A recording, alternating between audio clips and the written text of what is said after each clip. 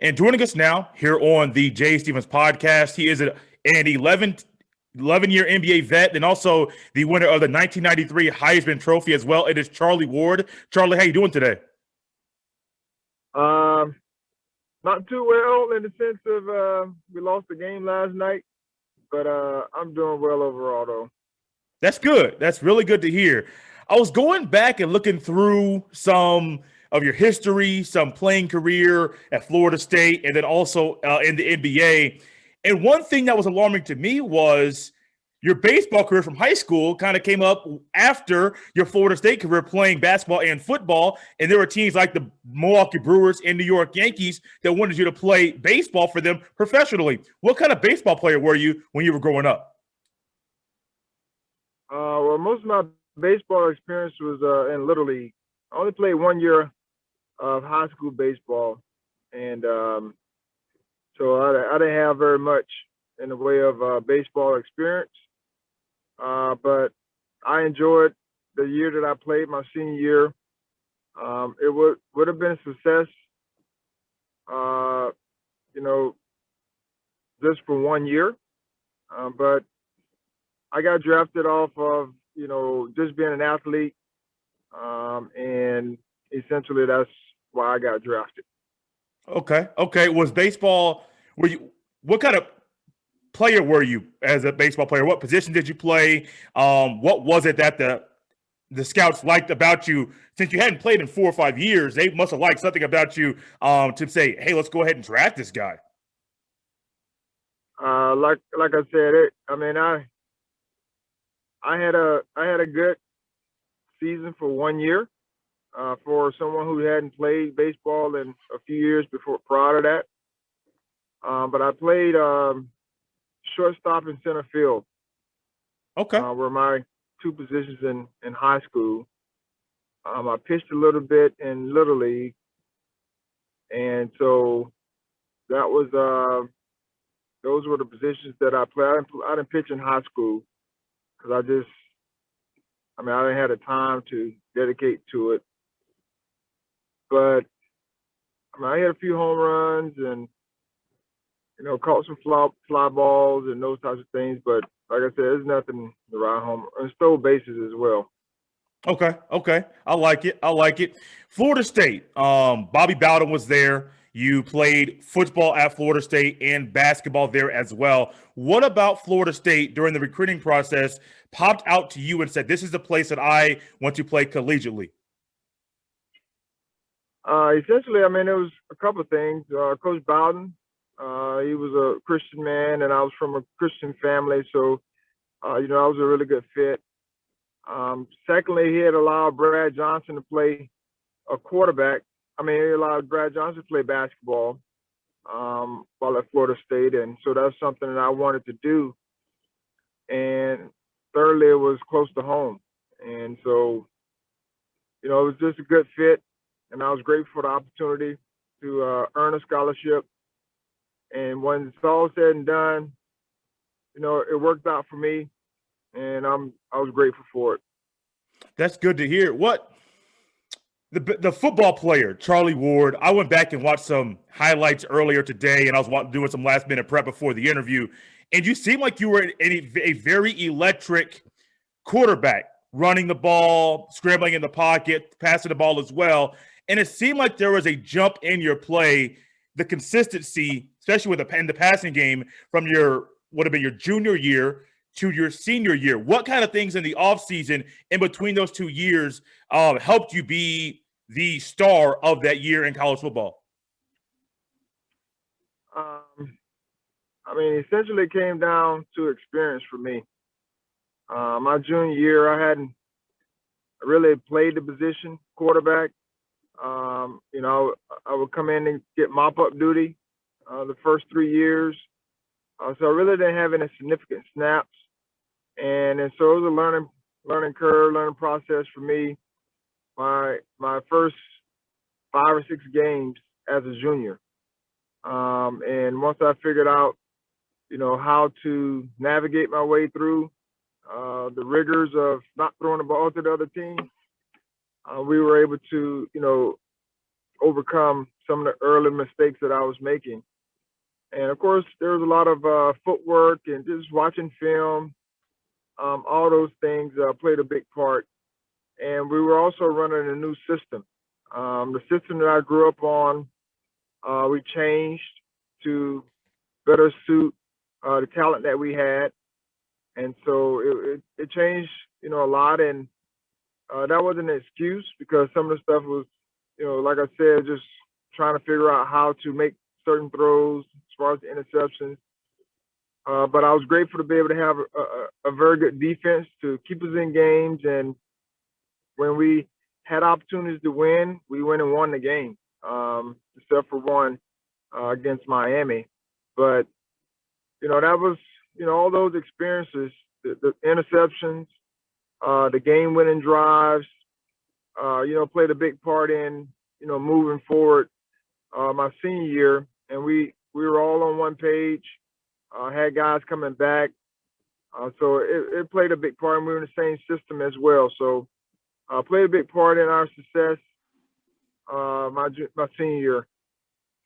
I like it.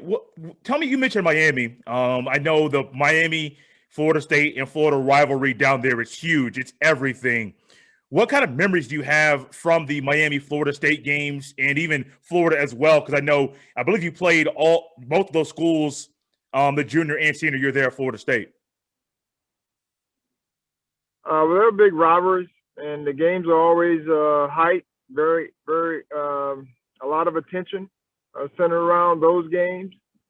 And that's what rivalries are supposed to be. Right. A lot of guys we knew, whether it was a lot of guys played on the same team in high school or played against one another, or played like I played against a lot of the guys in an all-star game, Georgia-Florida all-star game. Okay. And so we kind of knew each other, and there was a lot of talent on the field. We practiced against that same type of talent every single day.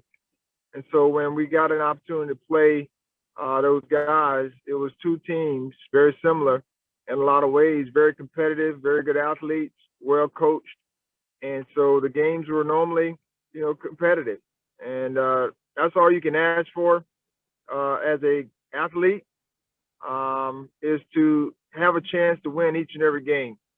And of course, it comes down to who makes the most plays, big plays, or even some of the small detail plays throughout that's going to win the game. And so we were fortunate to be able to beat Florida my 2 years of playing, my junior and senior year, and we were able to split with Miami with us losing one game by 3 points. Ooh, that's a close one. What was the deciding factor in that game that Miami ended up winning? We couldn't score in the red zone. Ooh, okay. We were in the red zone numerous times, and we couldn't find a way to get in the end zone. We ended up kicking field goals, and so that's what kept the game close. Okay. At the end of Florida State that year, you guys ended up winning the national championship. I believe you guys ended up beating Nebraska that year in the Orange Bowl. But winning a national championship, winning a championship in anything, it's huge. But winning a national championship and winning the Heisman in the same season is special. Something that a lot of players don't get the chance to do. You may win the Heisman, you may even be in the national championship, but winning both in the same year is very, very tough. When you look back on just those two accomplishments in the same year, what kind of thoughts come to your mind? Well, winning is hard. When you're part of a great team, you learn to enjoy it, and that's what you expect. And I was blessed to be on a very good team. We were ranked in the top 5 each and every year that I was in school. So the expectations were always high. We worked that way, and we competed that way. And so, winning a Heisman, playing in that championship game, sometimes you kind of take those things for granted. Yeah. During the time. But I enjoyed, each and every experience. And so, I'm grateful that we were able to finish the deal because a lot of people don't have that opportunity to say that. So it's great to win individual awards. However, the ultimate goal is to win a championship. And so, we were able to win 2 ACC championships, which is great. But winning a national championship and being a top dog in college football during that year was something that, I was grateful for. I also believe that same year, maybe in the season before, but in basketball, you played your point guard there, had some really good teammates that also went to the NBA. But you also made a deep tournament run in the NCAA tournament, if I remember correctly. Yes, we made it to the final 8. I mean, Elite 8, my junior year, and so we had four guys who went in the first round on that team, which was very good, and one of the reasons why we were able to get to an Elite 8. We just ran into a team that had more depth, and Kentucky, and they played a brand of basketball that we weren't able to match up to. But it was a very good season. Leading up to that, we made strides in each season. We improved. First year we won 1 game. The next year we won 2, and then junior year we ended up winning 3 games to get to the Elite 8 or so. So it was a good process and progress that we went through, but we just weren't able to get over the hump. But it was a very good team. At the end of that year, your senior year, basketball's over, collegiate athletic career is over as well. You had a decision to make. Would I go to the NFL? Would I go to the NBA? You had put feelers out there, and through my research of what I had heard or what things I had read about that decision, it just I'll let you go ahead and say what was the deciding factor as far as going to the NBA over going to the NFL to play quarterback. Well, I always say this. I mean, it's a long story, a long journey, to that point. But I say this: I made a decision that I was going to leave my options open for the NBA, and so that meant that I was going to play my senior year of basketball at Florida State,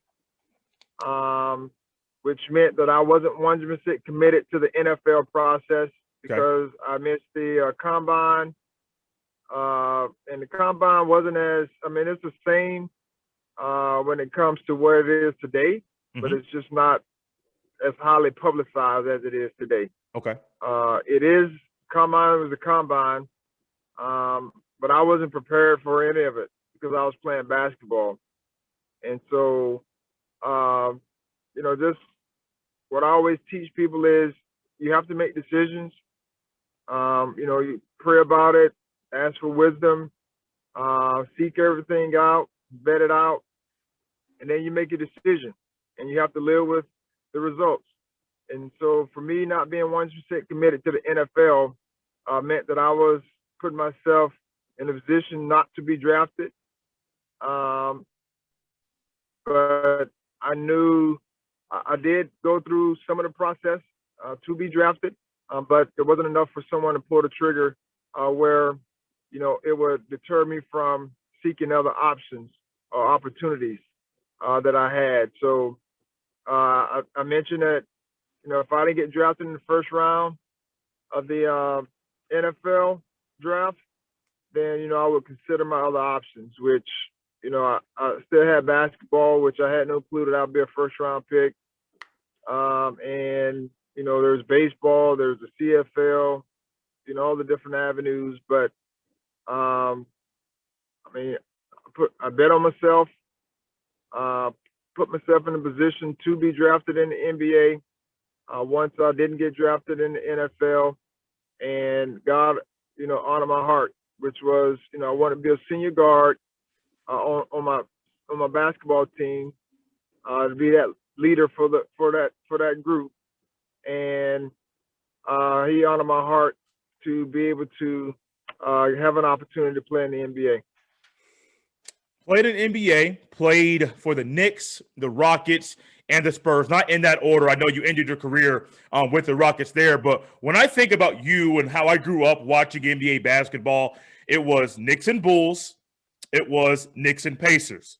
And I am a Pacers fan. I actually have a hat sitting next to me. Reggie Miller's numbers on the side of it. Those Knicks and Pacers battles, literal battles, were intense and fierce. It's something that me as a youngster and as a lot of fans, they gravitated towards those matchups because people knew it'd be two really good teams giving their all until the final buzzer. Knicks and Pacers. When you hear that those two teams together, Knicks and Pacers rivalry, what memories come back to your head? Well, there are quite a few. You know, you had Rick Smits, the Davis brothers, Mark Jackson, Chris Mullins, Jalen Rose, McKee, and of course Reggie. And you think about all those times we had, you know, battles. It was always going to come down to, you know, who's going to control the paint. Could we stop Reggie? Could we keep Mark out of the post from creating opportunities for other guys? And, you know, Rick Smits has a nice jump shot and, you know, jump hook. But the battles were always, you know, how are we going to be able to find a way to overcome, you know, all the things that they did well.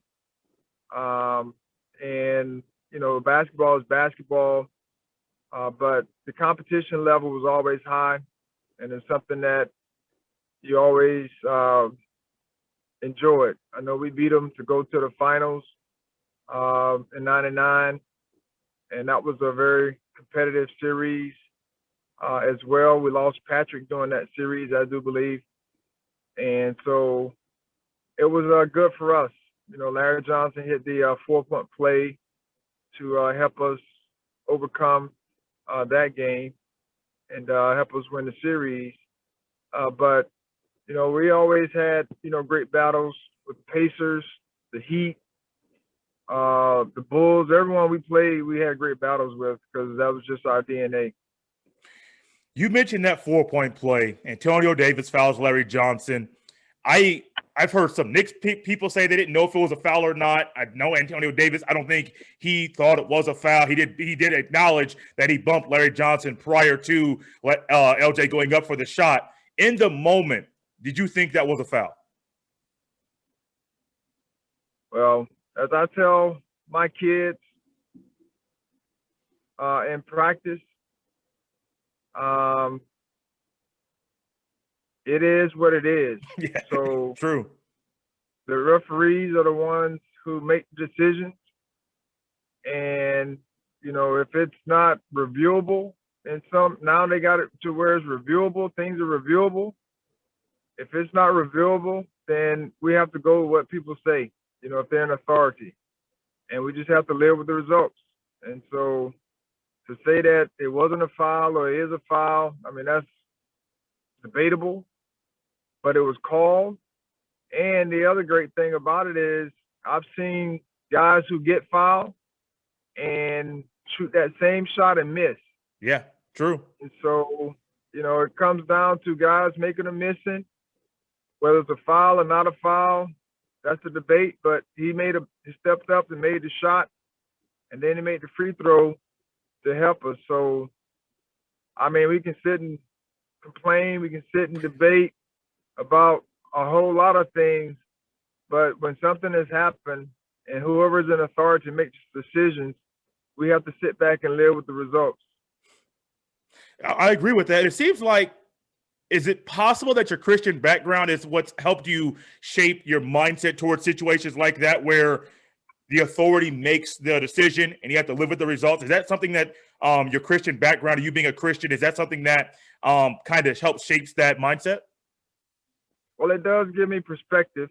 Okay. Because, one thing that I'm a big believer in, that, and I look back over my life and my life story, everything that happened was part of God's plan for my maturation, for me growing,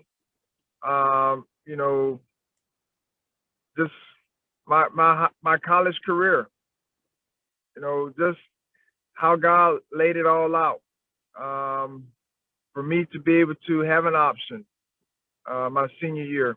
So I was in school for 5 years, and I was the punter my freshman year. And Coach Bowden wouldn't allow me to go out to play basketball my freshman year, my true freshman year, which was a great blessing, because if I would have gone out my true freshman year and played basketball, then I would have, my senior year, which was my 5th year, I would have used up all my eligibility. So I wouldn't have had an opportunity to play my senior year of basketball my last year.